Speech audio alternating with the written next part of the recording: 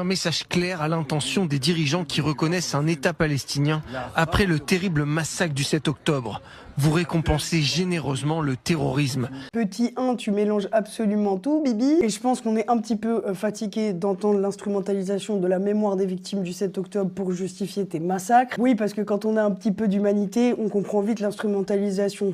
Pardon, mais c'est bon de te voir pleurer quand même. Oui, vous avez remarqué, j'ai mis la tenue des grands jours politiques. Un petit pas pour la paix aujourd'hui, puisqu'aujourd'hui, le 22 septembre, c'est une journée assez symbolique. Ce soir, 21h30, Emmanuel Macron reconnaîtra officiellement l'État palestinien, donc la Palestine. Il sera en direct de la tribune de l'Assemblée générale de l'ONU à New York. Il faut savoir qu'il y a déjà plusieurs pays qui ont reconnu cet État. 148 des 194 pays membres ont déjà fait le choix de reconnaître la Palestine. La quasi-totalité des pays d'Afrique, d'Amérique latine et d'Asie. Aujourd'hui, la France n'est pas seule à reconnaître l'État de Palestine, puisque je vais vous donner la liste des autres pays qui se joignent à la même date que la France. Le Portugal, Malte, le Royaume-Uni, le Canada, la Belgique, le Luxembourg, Andorre, l'Australie et Saint-Martin vont également ou ont déjà reconnu l'État de Palestine aujourd'hui. Et j'ai un autre message pour vous.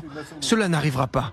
Un État palestinien ne sera pas établi à l'ouest du Jourdain. Pardon, mais avoir les USA derrière, c'est quoi? C'est un totem d'immunité? Surtout qu'excuse-nous, Benjamin, mais t'es un petit peu tout seul dans ton coin avec Trump, hein? En vrai, vas-y, continue à culpabiliser les gens qui veulent avancer vers la paix, ça nous arrange. Bah oui, parce que tu réponds à ceux qui disaient sur les plateaux que Israël avait toujours voulu la paix. Alors, à l'époque de Yitzhak Rabin, peut-être, mais sûrement pas depuis que t'es là. Comme dirait Chirac, paix à son âme, toute ta politique ne sert qu'à provoquer les Palestiniens. Maintenant, on peut même rajouter à exterminer les Palestiniens. C'est fou de se dire qu'en 2025, on en est à reconnaître des États quand même, hein. Depuis des années, j'ai empêché la création de cet État terroriste malgré d'énormes pressions, aussi bien de l'intérieur que de l'extérieur. Excusez-moi, en vrai, ce qu'il raconte, ça me fatigue, mais en même temps, je jubile, hein. On avait raison depuis la première vidéo sur le sujet. Mais Farah, excusez-moi, est-ce que vous condamnez le 7 octobre? Oui, on l'a fait depuis le départ. Pardon, je devançais certains commentaires. Mais on avait raison sur le fait de, dire que le Hamas ouvrirait la brèche à des bombardements intensifs de la part d'Israël. C'est exactement ce qui se passe. Ça m'aurait étonné que Benjamin Netanyahou ne saute pas sur cette occasion pour en terminer avec Gaza et la Cisjordanie. 2, sur le fait que Benjamin Netanyahou provoquerait aussi la perte d'Israël, et parce que là, la crédibilité dans le monde, elle est pas au top, hein. Et qui ferait tout ça en instrumentalisant les victimes du 7 octobre et surtout les otages qui aujourd'hui subissent également les bombardements à Gaza. Ouais, parce qu'on vous a pas trop vu faire des opérations spéciales pour aller les chercher, hein.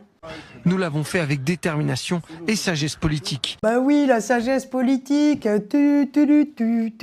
Bien sûr, c'est nous qui sommes bêtes. Les morts, les bombes, tout ça, c'est de la sagesse politique. Bien sûr, la famine aussi, c'est de la sagesse politique. Enfin, je veux dire, à un moment donné, si vous connaissez pas les bases, pardon, hein, mais tout le monde a vu clair dans votre jeu maintenant et vous employez les mêmes méthodes que les gens que vous prétendez combattre. Ce qui, me concernant, ne donne aucune crédibilité au discours. Nous avons effectivement doublé la population juive de Judée-Samarie et nous poursuivrons sur cette voie.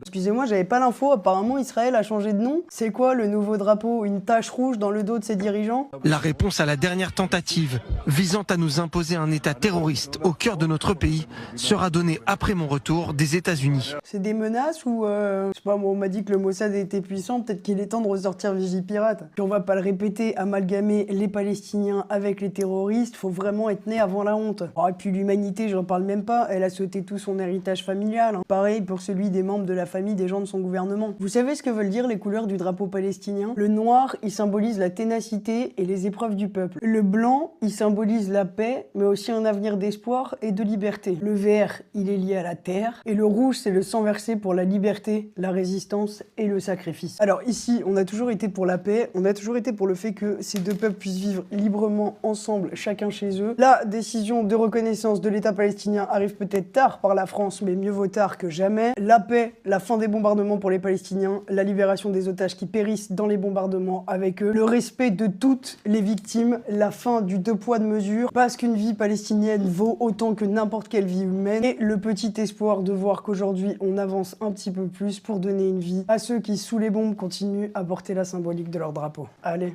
à demain les pépites.